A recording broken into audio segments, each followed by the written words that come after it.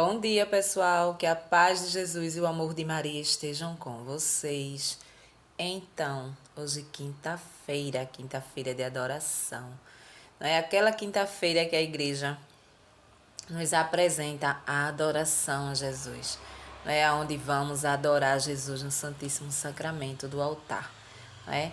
Hoje merecemos a presença de Deus vivo na Santa Eucaristia, para quem acredita, né?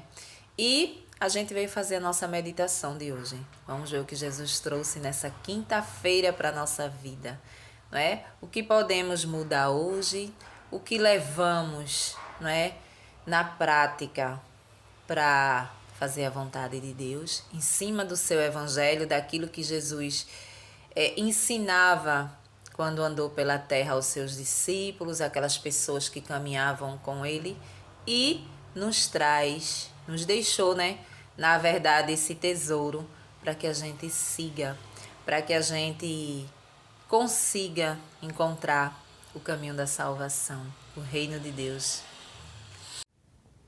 Então, pessoal, hoje o Evangelho continua no livro de Mateus. Estamos em Mateus, no capítulo 13, ainda. Estamos no capítulo 13, mas o versículo é do 47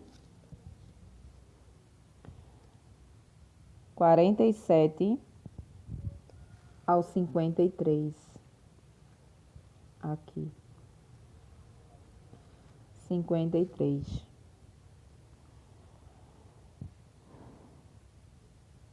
A consumação do reino.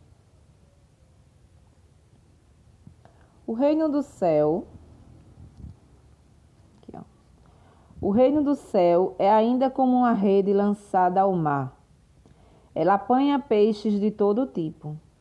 Quando está cheia, os pescadores puxam a rede para a praia, sentam-se e escolhem. Os peixes bons vão para os cestos, os que não prestam são jogados fora. Assim acontecerá no fim dos tempos. Os anjos virão para separar os homens maus dos que são bons. E lançarão os maus na fornalha de fogo.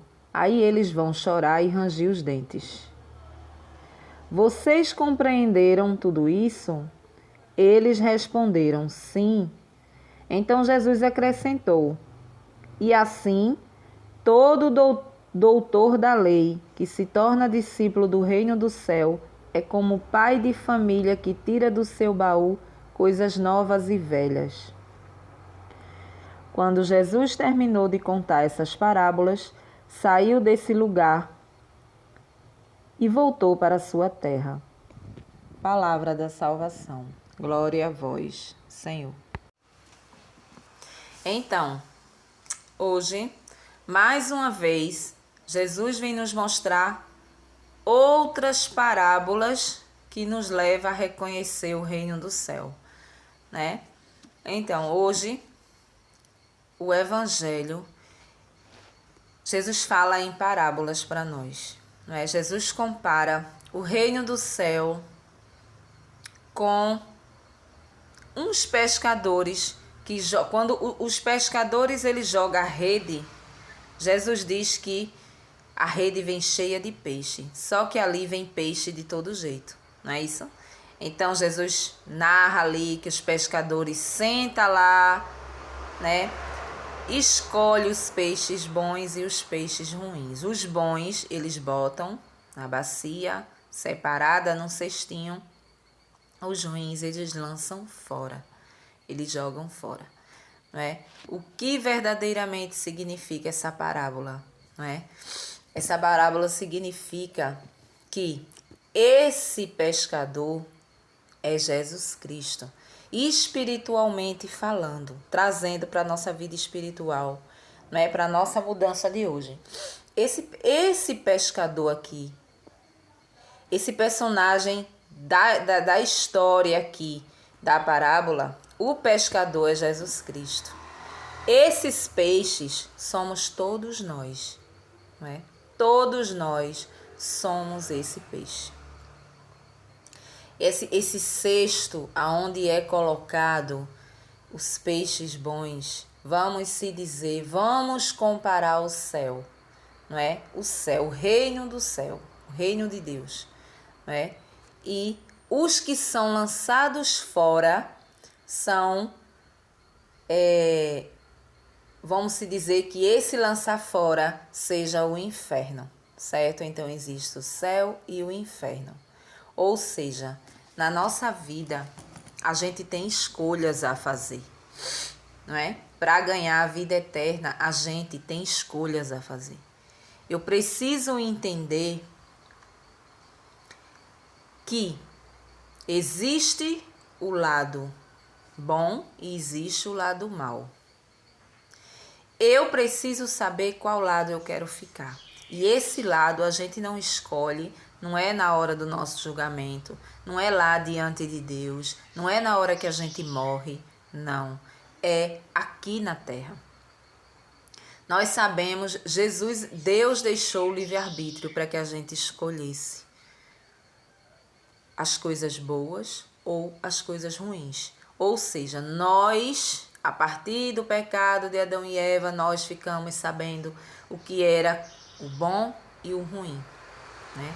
O mal e o bom, né? Então a gente sabe. E a gente, por vontade própria, né? Que essa vontade ela é dada por Deus devido ao livre-arbítrio que nós temos, né?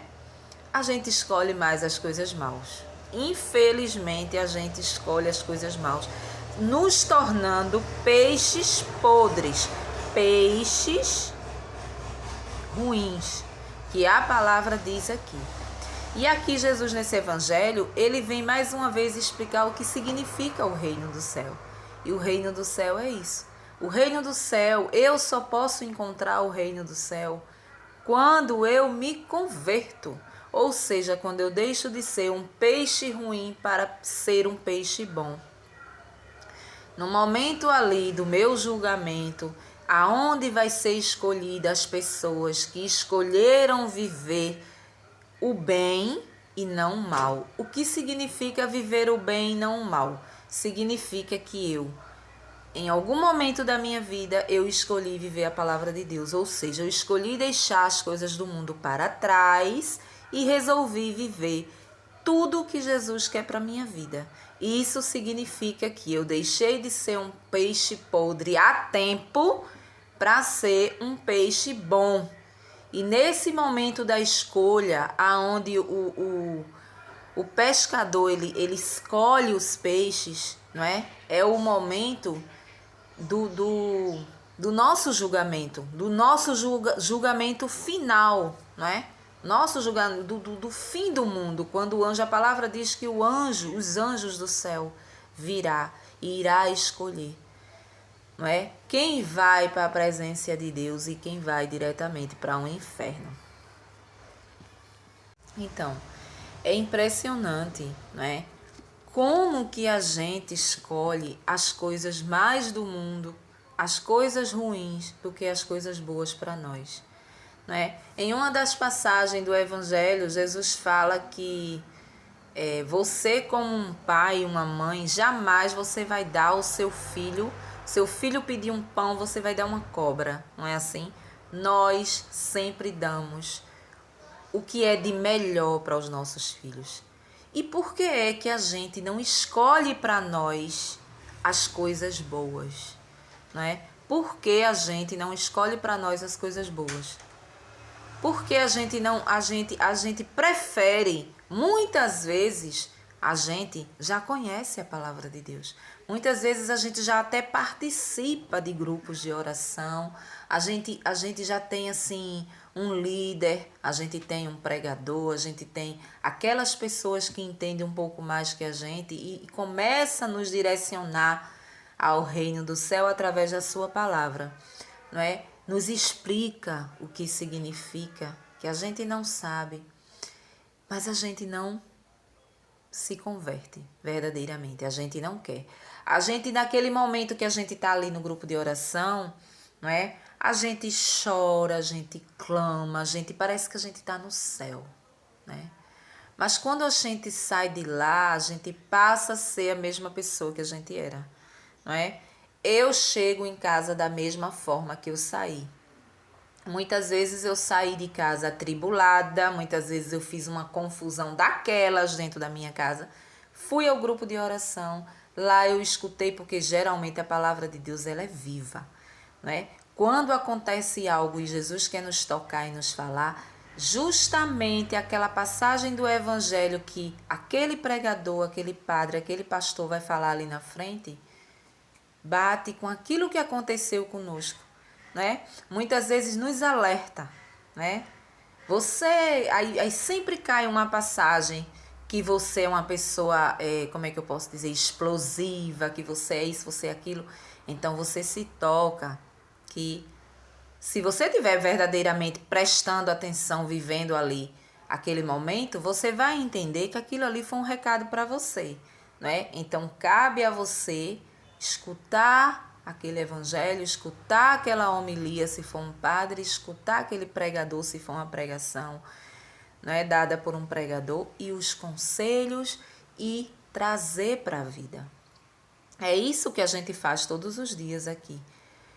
Ler um trecho do evangelho do dia, né, e colocar em prática para a minha vida, porque não adianta nada chegar aqui, ler, né, passar, né, para as pessoas e não viver. Eu mesma, no particular, eu não viver.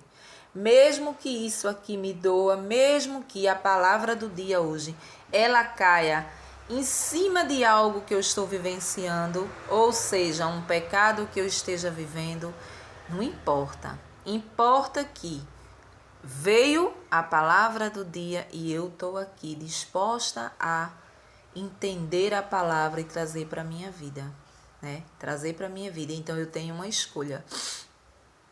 Deus, ele fez tudo perfeitamente perfeito, né? Ele nos deixou o livre-arbítrio a partir do pecado de Adão e Eva, né?